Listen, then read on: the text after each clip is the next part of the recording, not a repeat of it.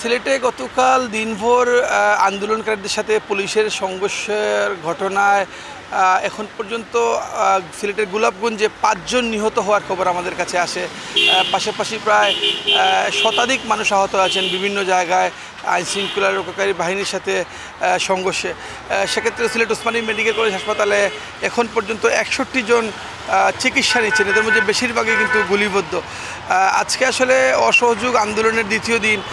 আপনি হয়তো দেখতে পাচ্ছেন আমি সিলেটের নগরীর ব্যস্ততম এলাকা কোর্ট পয়েন্টে দাঁড়িয়ে আছি। এখানে আসলে কিছু সিএনজি চালিত অটোরিকশা আছে, রিক্সা চলাচল করছে, কিন্তু মানুষের চলাচল একেবারেই স্তীমিত বলা যায়, অনেকটা কম।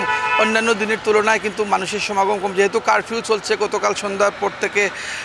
আইনশৃঙ্খলা রক্ষাকারী বাহিনী গতকাল রাতেই আমরা দেখেছি যে আইনশৃঙ্খলা রক্ষাকারী বাহিনীর পক্ষ থেকে মানুষকে কারফিউ মেনে চলার জন্য মাইকিং করেছে তারা, এবং আমরা সকাল থেকে যেটা দেখতে পাচ্ছি যে বিভিন্ন জায়গায় কিন্তু মানুষের চলাচল একেবারে সীমিত। বেশি জরুরি প্রয়োজন ছাড়া কেউ কিন্তু ঘরের বাইরে আসছেন না, যেহেতু কালকে দিনভর কিন্তু সিলেটের বিভিন্ন জায়গায় সংঘর্ষ হয়েছে এবং এই সংঘর্ষের কারণে কিন্তু মানুষের মধ্যে একটা আতঙ্ক কাজ করছে, এবং এই আতঙ্ক আসলে এখন পর্যন্ত কাটেনি।